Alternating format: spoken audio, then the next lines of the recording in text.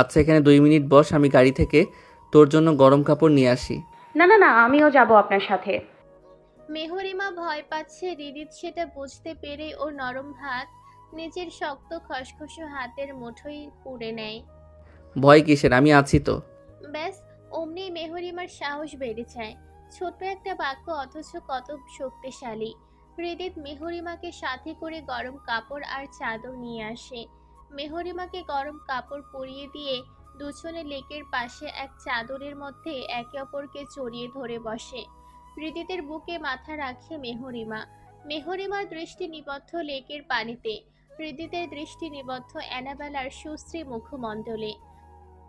Purple কালারের মৃদু আলোয় নিচের প্রেয়সীকে দেখতে বড্ড আদুরে লাগছে। আখি জোড়ায় চিকন করে কাজল রেখা টানা, ঠোঁটে নোট কালারের লিপস্টিক দেওয়া, অতটা বোঝা যাচ্ছে না। নাকফুলটা চলচল করছে। হৃদিত নাকফুলের উপর ছোট্ট একটা চুমু খায়। আমাদের জীবনের সেরা দিনগুলোর মধ্যে এই দিনটাও যুক্ত হলো। মেহরিমার কথায় হৃদিত হেসে বলে, তাই নাকি? হুম। আজকাল তোকে হারানোর ভয়টা একটু বেশিই পাই আমি। তোর সাথে কিছু সুন্দর স্মরণীয় মুহূর্ত কাটাতে চাই। তোর সাথে আমি না থাকলেও আমার এই স্মৃতিগুলো সব সময় থাকবে। এগুলো নিয়ে দিব্যি একটা জীবন কাটিয়ে দেওয়া যাবে। চন্দ্রের মতো আলো দিয়ে আমার জীবনটা সুন্দর করে সাজিয়ে অগ্নিকাণ্ডে নিক্ষেপের কি খুব প্রয়োজন ছিল? নিজের আসল চেহারা বিয়ের আগে কেন প্রকাশ করলেন না? আমার সব মিথ্যের মাঝেও চিরন্তন সত্য হচ্ছে তুই, আমার ভালোবাসা। ওই ভালোবাসার কাছেই হেরেছি আমি। একটু থেমে আবার বলে, নিশান, পলাশ, শিহাবকে আপনি মেরেছেন। হৃদিতের অ্যানাবেলাকে টাচ করার সাহস দেখালে সে অক্ষত অবস্থায় থাকবে নাকি? মানুষ হত্যা পাপ। কিন্তু ওরা তো মরেনি। শিহাবকে তো মেরে দিয়েছেন। পশু হত্যা পাপ নয়, আর আমি না মারলেও ও কেউ একজন মেরে দিত। কে মেরে দিত? হৃদিত জবাব না দিয়ে চুপচাপ বসে থাকে। মনের মাঝে কি চলছে কে জানে। ঠোঁটে ফুটে ওঠে বাঁকা হাসি। নিচের এতটুকু সত্য প্রকাশ না করলে অ্যানাবেলা নির্ঘাত ভুল বুঝত। পরিস্থিতি হাতের বাইরে চলে যেত। সকাল থেকে যেভাবে সত্যি জানতে উঠতে পড়ে লেগেছিল, এতটুকু একটা মেয়ে পারেও বটে। সেদিনের রাতে পানি দেওয়া ঘটনা নিয়ে তাবান তাইফ পর্যন্ত পৌঁছে গেছে। মেহরিমা নিচে থেকেও আরো কোনো কথা বলে না। এত এত রহস্য, এত এত সত্য, সব মিলিয়ে মস্তিষ্ক বিক্ষিপ্ত হওয়ার উপক্রম। মেহরিমার মায়ের বলা একটা কথা খুব মনে পড়ে, আমাদের সবার ভালোবাসা একরকম নয়। ঠিক তেমন আমাদের সকলের ভালোবাসা প্রকাশের ধরনটাও একরকম না। এই পৃথিবীতে এক একজন এক একভাবে নিজেদের ভালোবাসা প্রকাশ করে।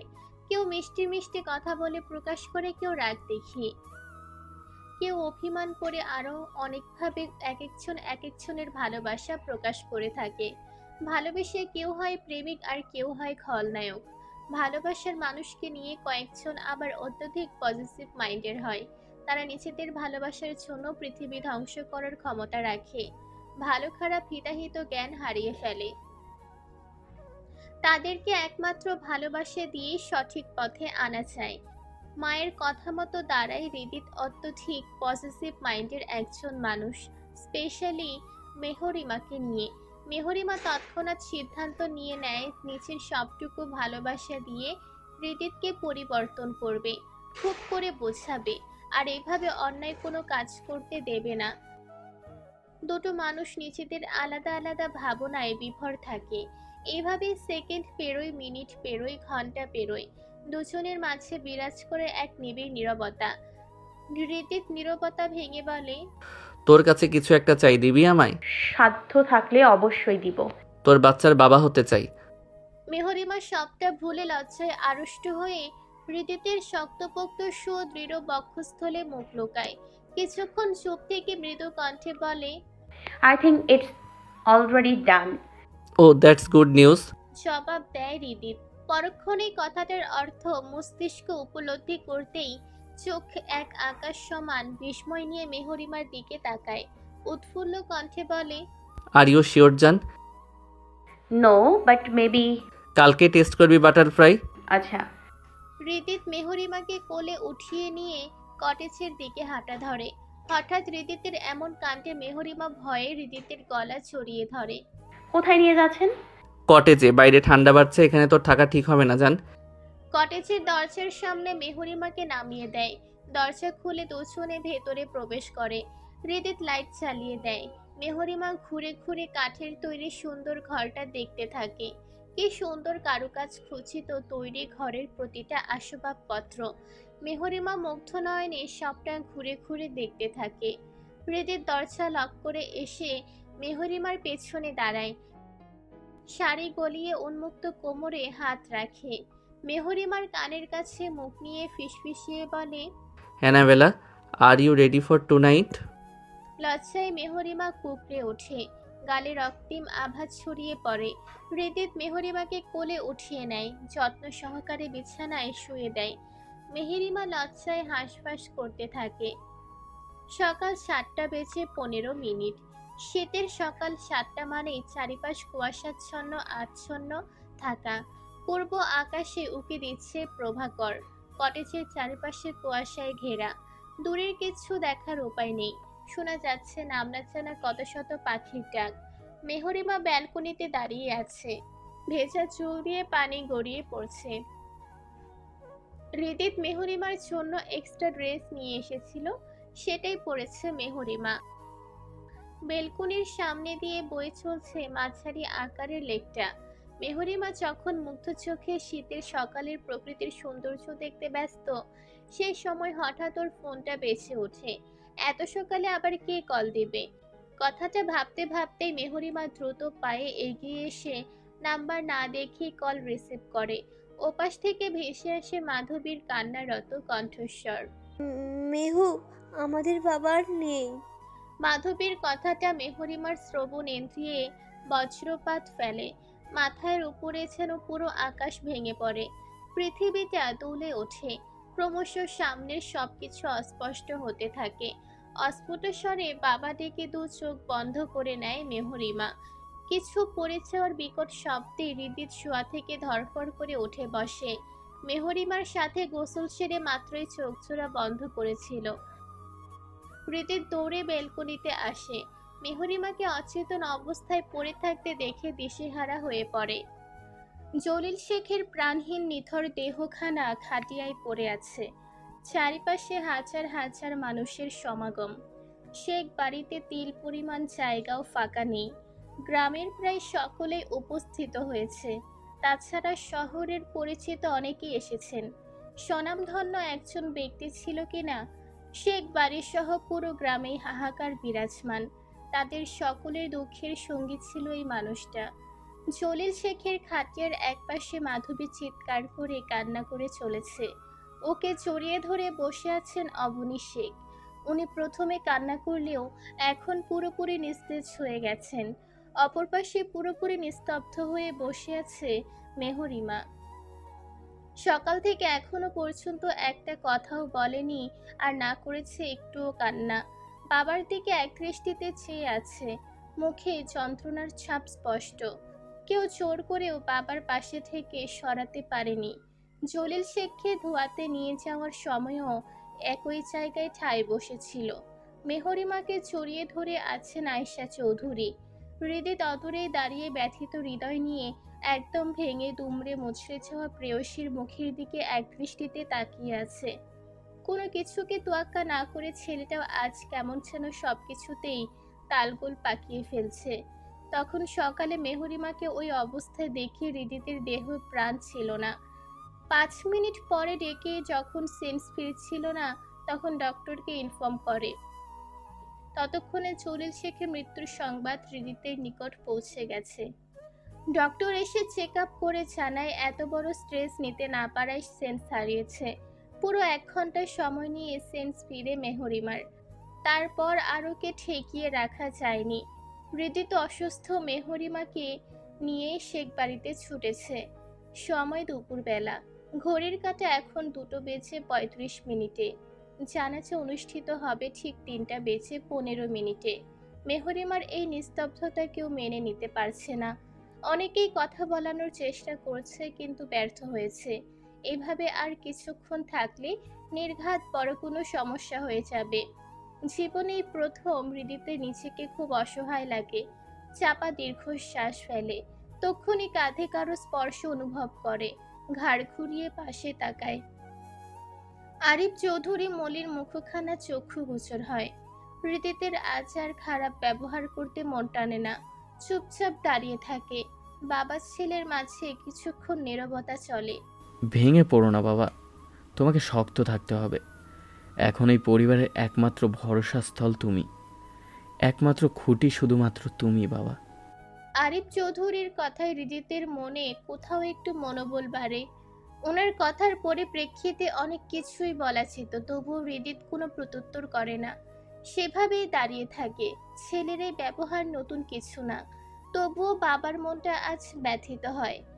ছেলের ব্যবহারে নাকি অন্য কোনো কারণে উনি ঠিক বুঝে উঠতে পারেন না। আশেপাশের ভিড় গলিয়ে ওনার দৃষ্টি চেয়ে থমকায়। কয়েক ঘন্টার ব্যবধানে নিচের সর্বস্ব হারিয়ে পাথর বনে যাওয়া সর্বহারা এক নারীতে, যার এই পৃথিবীতে সব থেকেও আর কিছুই নেই। এতটা করুণ পরিণতি উনি তো কখনোই চাননি। কয়েক সেকেন্ড তাকিয়ে থেকে তৎক্ষণাৎ ওখান থেকে প্রস্থান করেন। নিজের মনের মতো এই গ্রামে বাতাসও যেন আজ ক্রমশ বিষাক্ত হয়ে উঠেছে। বাবার প্রস্থানের দিকে নিরস চোখে এক দৃষ্টিতে তাকিয়ে থাকে হৃদিত। সময় দুপুর 2:45। গ্রামের বড় মসজিদের মুয়াজ্জিন আসেন কাফন বাঁধতে। লাশ এক্ষুনি কবরস্থানে নিয়ে যেতে হবে। শেষবারের মতো সবাই দেখে নেয় জলিল শেখের নিষ্পাপ মুখখানা। মাধবী হুড়মুড়িয়ে উঠে এসে বাবাকে চাপটে ধরে। বাবাকে সে কিছুতেই নিয়ে যেতে দিবে না। সাইমা শেখ সহ গ্রামের কিছু মহিলা এগিয়ে এসে মাধবীকে জলিল শেখের থেকে ছাড়িয়ে নেয়। অবনী শেখ যন্ত্রের ন্যায় এগিয়ে আসেন। জলিল শেখের কানের কাছে মুখ নিয়ে ফিসফিস করে বলেন, অনেকগুলো বছর আমাকে নিজের করে পাওয়ার জন্য অপেক্ষা করেছ। সারাটা জীবন আমার মুখে ভালোবাসি কথা শোনার জন্য অপেক্ষা করলি। এবার ওপারে যেও আমার জন্য অপেক্ষা করো কেমন? আমি শীঘ্রই তোমার কাছে চলে আসব। এবার আর বেশি অপেক্ষা করাবো না তোমায়। তুমি তো জানো তোমার অবনীমালা কথা দিলে তা রাখে। অবনী বেগম কথাগুলো বলে যেভাবে এগিয়ে এসেছিলেন সেভাবেই 2 কদম পিছিয়েছে, ধপাস করে মাটিতে বসে পড়েন। চোখ দিয়ে অনবরত পানি পড়তে থাকে। গ্রামের মহিলারা এগিয়ে এসে ওনাকে ধরেন। শেষবারের মতো 2 চোখ ভরে নিচের বাবাকে দেখে নেয় মেহরিমা। হঠাৎ করে মস্তিষ্ক উপলব্ধি করে বাবাকে ওর কাছ থেকে নিতে চাচ্ছে সবাই। সাথে সাথে 2 হাতে খাটিয়া আঁকড়ে ধরে। আমার বাবার মুখ বাঁধলেন কেন চাচা? দেখছেন না আমার বাবা ঘুমাচ্ছে? বাবার নিঃশ্বাস নিতে কষ্ট হবে তো, তাড়াতাড়ি খুলে দিন। কথাটা বলে নিচে হাত পাড়ায় বাবার মুখের কাফন খোলার উদ্দেশ্যে। আয়েশা চৌধুরী, আতিয়া চৌধুরী, ত্রিধা মেহরিমাকে ঝাপটে ধরে আটকায়। মেহরিমার কথায় উপস্থিত সবার বুকটা কেঁপে ওঠে। গ্রামের সবাই কম বেশি জানে মেহরিমা খুব বাবা ভক্ত ছিল। জলিল শেখের জানের টুকরো ছিল 2 মেয়ে। পাশ থেকে এক মহিলা বলেন, তোমার আব্বার আর কষ্ট হইতো না মা? এই তো না ফেরার দেশে চইলা গেছে তোমাগোর বাবা আর লাই মা। মহিলার কথাটা বিদ্যুতের গতিতে মেহরিমার মস্তিষ্কে পৌঁছে যায়। সেই মধুর কণ্ঠে আর কখনো আম্মা ডাক শুনতে পাবে না ভাবতেই মেহরিমার বুক কেঁপে ওঠে, চোখে জলেরা ভিড় জমায়। জানাজায় দেরি হয়ে যাবে দেখে মুয়াজ্জিন চাচা জলিল শেখের হয়ে সবার নিকট ক্ষমা চেয়ে নেন। উপস্থিত সবার চোখেই পানি। হৃদিত, শাহিন শেখ আর মেহরিমার 2 চাচা দ্রুত জলিল শেখের খাটিয়া কাঁধে তুলে নেয়। তক্ষুনি মেহরিমা নিচের হিতাহিত জ্ঞান হারিয়ে সবাইকে এক ধাক্কায় ফেলে দিয়ে ওর মামা শাহিন শেখের পা ছোড়া ছড়িয়ে ধরে। চিৎকার করতে বলতে থাকে, আমার বাবাকে নিও না তোমরা। আমার বাবা ওখানে একা থাকতে পারবে না। আমার বাবা অন্ধকারে ভয় পায়। আমার বাবার ঠান্ডা সহ্য হয় না। মেহরিমাকে সবাই চাপটে ধরে রাখে। আজ সবাই মিলেও ওকে সামলিয়ে রাখতে পারছে না। ওর গায়ে যেন কোনো অশরীরই ভর করেছে। মেহরিমার কষ্টে হৃদিতের বুকে তীব্র রক্তক্ষরণ শুরু হয়। এই পৃথিবীর সবকিছুই কেমন অসহ্য লাগে ওর কাছে। কাঁধে শ্বশুর নামক আরেক বাবার লাশটা আজ যেন খুব ভারী ঠেকছে। চোখের সামনে গতকালের আড্ডা দেওয়ার স্মৃতিগুলো ভেসে উঠেছে বারংবার। কি সুন্দর করে হাসছিল মানুষটা, অথচ আজ পাছড়া চলার জন্য কোনো শক্তি পাচ্ছে না। এ কেমন যন্ত্রণা! পৃথিবীর সবচেয়ে কঠিন সত্য মেনে নিতে আমাদের অবুঝ মন এত তালবাহানা কেন করে? বাবা, তুমি না বলেছিলে সব সময় আমার পাশে থাকবে? তাহলে আজ কেন ছেড়ে যাচ্ছ? তোমাকে আমার প্রয়োজন বাবা। তোমার মতো করে আমায় আম্মাকে ডাকবে বলো বাবা। আমার বাবাকে তোমরা নিয়ে যেও না বাবা, ওখানে একা থাকতে পারবে না, বাবার ভয় করবে। মেহরিমার আর্তনাদে কেঁপে ওঠে আকাশ বাতাস সহ ভূমি, কেঁপে ওঠে উপস্থিত সকলের অন্তরাত্মা। সবাই সাক্ষী হয় বাবা হারা এক এতিমের আর্তনাদের। চোখের সামনে থেকে ক্রমশ বাবার শেষ চিহ্ন বিলীন হয়ে যেতেই মেহেরিমা নিজের চোখ চূড়া বুঝে নেয়। অবনী শেখ সেভাবেই পাথর হয়ে বসে আছেন, দৃষ্টি নিবদ্ধ মাটিতে। দেহে প্রাণ আছে কিনা বোঝা মুশকিল। মাধবী মাটিতে হাত পা ছড়িয়ে ছিটিয়ে চিৎকার করে কান্না করছে। মেহরিমা জ্ঞান হারাতে শেখ বাড়িতে দ্বিগুণ হইচই পড়ে যায়। কয়েকজন দৌড়ে পানি আনতে চলে যায়। মাঝে কেটে গেছে 2 দিন। শেখ বাড়ির পরিবেশ এখন অনেকটাই স্বাভাবিক। আত্মীয় স্বজন সবাই নিচের নীড়ে ফিরে গেছে। ভেঙে গুড়িয়েছেও অবনী শেখ হঠাৎ করে আগের রূপে ফিরে এসেছেন। গ্রামের মানুষ এটা নিয়েও কম কানাঘুষা করেনি, এমনকি এখনো করে চলেছে। অবনী শেখের সেদিকে কোনো খেয়াল নেই। 2 সন্তান বুকে নিয়ে তিনি তার নিচের জগতে আছেন। মেয়ে দুটো তার একদম নিশ্চুপ হয়ে গেছে, সেই নিয়ে তার চিন্তার শেষ নেই। আজ সকাল থেকেই গুড়ি গুড়ি বর্ষণ শুরু হয়েছে, সাথে মৃদু বাতাস বইছে। দুপুরের দিকে অম্বরে সূর্যে দেখা মিললেও বিকাল থেকে আগের মতোই বর্ষণ নেমেছে ধরণীর বুকে। এখন সন্ধ্যাবেলা। মেহরিমা মাগরিবের নামাজ আদায় করে বিছানায় শুয়ে আছে। শরীরটা আজ একটু বেশি খারাপ লাগছে। গত পরশুদিন ডাক্তার কনফার্ম করেছেন মেহরিমা কনসিভ করেছে 3 উইক। এই জন্য অবশ্যই মেহরিমার এক্সট্রা কেয়ার নেওয়া হচ্ছে। এই কয়েকদিন হৃদিত মেহরিমার পাশে থেকে একটুও নড়েনি। কুট্টুস পাখির আগমনের খুশিটা ঠিকমতো কেউ উপভোগ করতে পারেনি। হৃদিত একটা ট্রেতে বেদানার জুস আর ফল কেটে নিয়ে আসে। মেহরিমাকে শুয়ে থাকতে দেখে খাটের নিকট এগিয়ে আসে। আলতো করে কপালে হাত রাখতেই মেহরিমা চোখচূড়া খুলে তাকায়। দৃষ্টি উদাসীন, মুখটা ফ্যাকাশে হয়ে আছে। মেহরিমার দিকে তাকিয়ে মুচকি হাসে হৃদিত। শরীর খারাপ লাগছে জান? হুম, তাহলে ভালো লাগছে না। সব ঠিক হয়ে যাবে অ্যানাবেলা, শুধু সময়ের অপেক্ষা। একটু কষ্ট করে উঠে এগুলো খেয়ে নে। মেহরিমা জানেও না বললেও হৃদিত ওকে খাইয়ে ছাড়বে, তাই কোনো তালবাহানা না করে উঠে বসে। হৃদিত যত্ন সহকারে ওকে খাইয়ে দিতে থাকে। মেহরিমা খেতে খেতেই বলে, ভালোবাসেন আমায়? প্রমাণ লাগবে? চাইলে দেবেন? প্রাণটা চাইলেও হাসতে হাসতে দিয়ে দেব। আপনার প্রাণ চাইলে আমি আর কুটুস পাখি কাকে নিয়ে থাকবো? ছোট্ট একটা প্রমাণ চাই, দেবেন তো? হুম। বাবা মায়ের সাথে আর কখনো খারাপ ব্যবহার করিয়েন না, কেমন? হৃদিত কিছুক্ষণের জন্য চুপ হয়ে যায়। পরক্ষণে কিছু একটা ভেবে মৃদু হেসে হ্যাঁ সূচক মাথা নাড়ায়। মেহরিমা সন্তুষ্ট হয়। বাবা মাছে কতটা মধুর জিনিস এখন খুব করে বুঝতে পারছে মেহরিমা। বাবা মা ছাড়া জীবনটা বড়ই বেরঙিন। সময় রাত 11টা বেজে 15 মিনিট। অবনী শেখ 2 মেয়েকে 2 হাতে ছড়িয়ে বেলকুনিতে বসে আছেন। আকাশে মেঘ গর্জন করে চলেছে। মেহরিমা চোখচূড়া বন্ধ করে রেখেছে। মাধবীর দৃষ্টি বাইরে। মেহরিমা চোখচূড়া বুঝেই বলে, মা, আমাদের সাথে এমনটা কেন হলো? আল্লাহ উত্তম পরিকল্পনাকারী। বাবার জন্য খুব কষ্ট হচ্ছে। বাবারও নিশ্চয়ই ওখানে একা থাকতে কষ্ট হচ্ছে। ওটাই আমাদের আসল আর শেষ ঠিকানা, ওখানে সবাইকেই যেতে হবে। মায়ের কথায় মেহরিমা গভীর ভাবনায় মগ্ন হয়ে যায়। মাধবী নীরবে সবটা শুনতে থাকে, কথা বলতে ইচ্ছে করছে না। আজ তোদের আমার আর আপার জীবনের গল্পগুলো শোনাবো। এই সমাজের কাছে হেরে যাওয়া অসহায় এক মেয়ের গল্প শুনবি তোরা। বলো মা। মেহরিমার কথায় মলিন হেসে অবনী শেখ বলতে শুরু করেন, আমি আর হৃদিতের ফুপি আয়রা চৌধুরী ছিলাম বেস্ট ফ্রেন্ড। তোদের বাবা বলেছিল না একবার ওর মাথা ফাটিয়ে দিয়েছিলাম আমি। তারপর হঠাৎ একদিন ও আমার সাথে কথা বলতে আসে। সেদিন থেকেই ওর সাথে আমার ভাব জমে যায়। আয়রার সাথে মাঝে মাঝে চৌধুরী বাড়িতে যাওয়া হতো আমার। আমার সাথে একদিন আপাও চৌধুরী বাড়িতে যান। তার 1 মাস পরে তোদের নানুর কাছে আপার হাত চায় আয়রার বাবা হান্নান চৌধুরী ওনার তৃতীয় পুত্র আয়মান চৌধুরীর জন্য। আপাকে দেখে আয়মান চৌধুরীর নাকি খুব পছন্দ হয়েছে। কখন কিভাবে আপাকে দেখেছিল আপা নিজেও জানতো না। আমার আপা ছিল চোখ ধাঁধানো সুন্দরী। তোদের নানু তো এক পায়ে খাড়া আপাকে বিয়ে দেওয়ার জন্য প্রস্তাবে রাজি হয়ে যায়। বাড়ির সবাই তোদের নানুর সিদ্ধান্তের পক্ষে থাকলেও বিপক্ষে ছিল শুধু তোদের বাবা।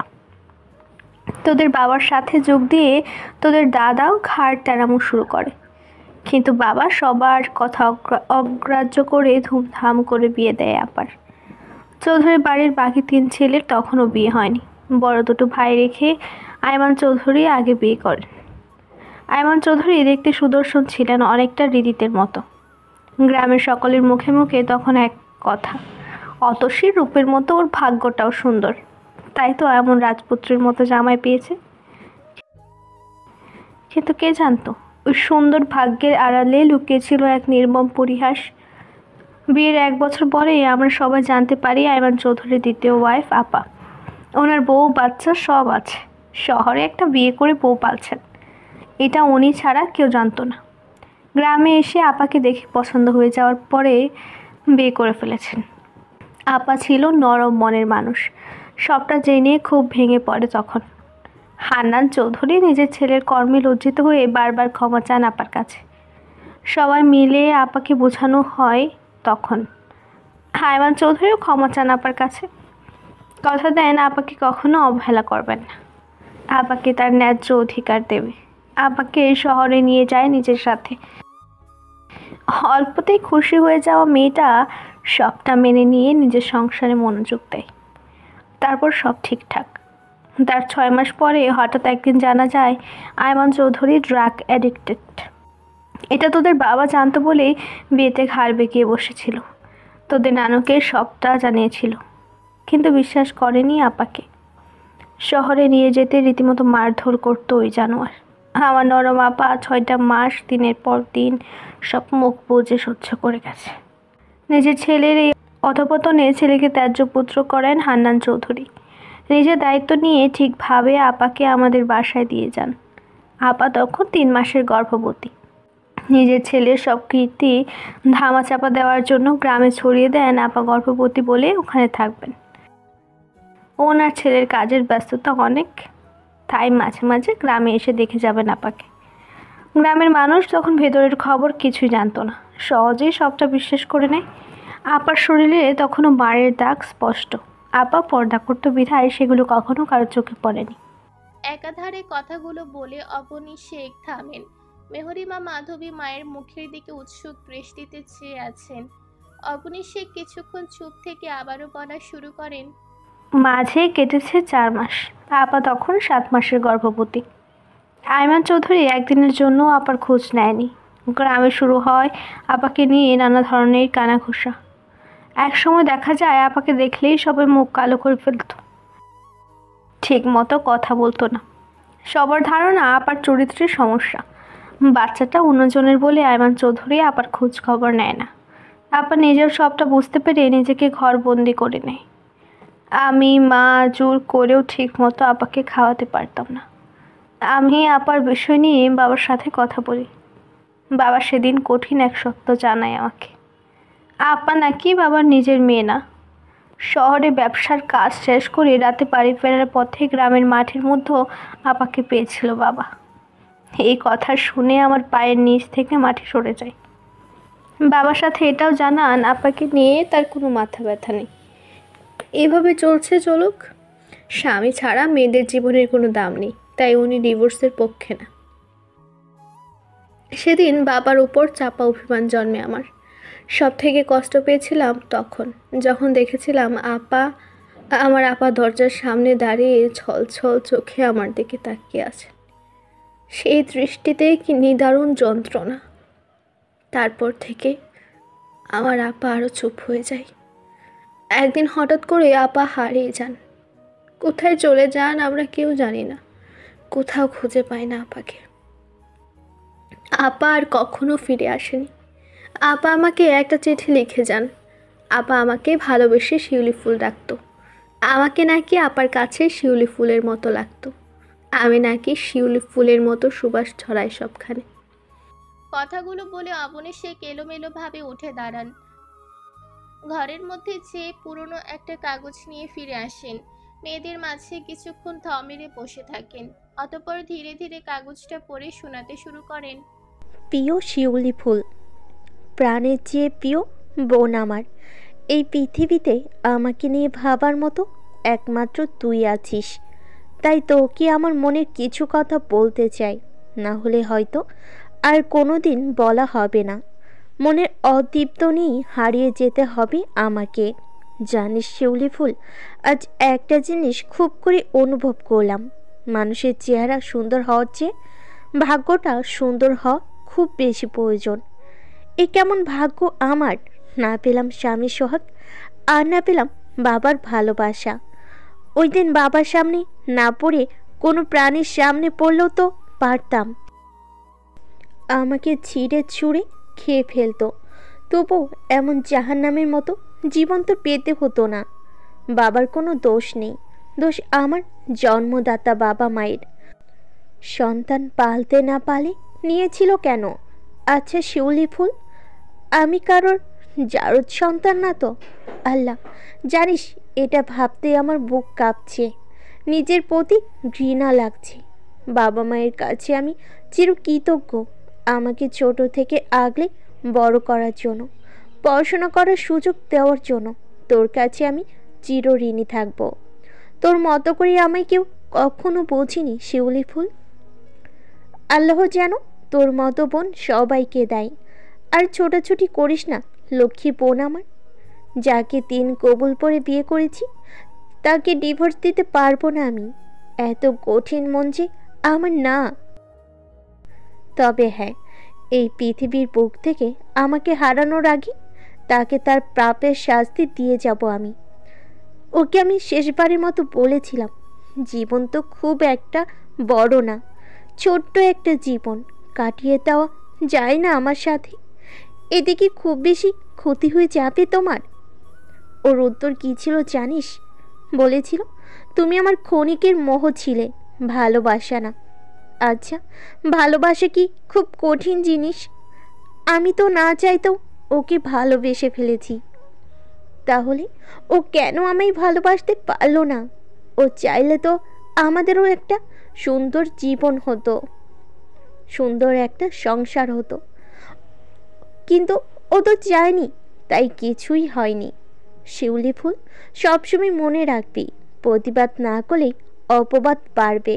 চুপ থাকা ভালো, কিন্তু সব সময় না।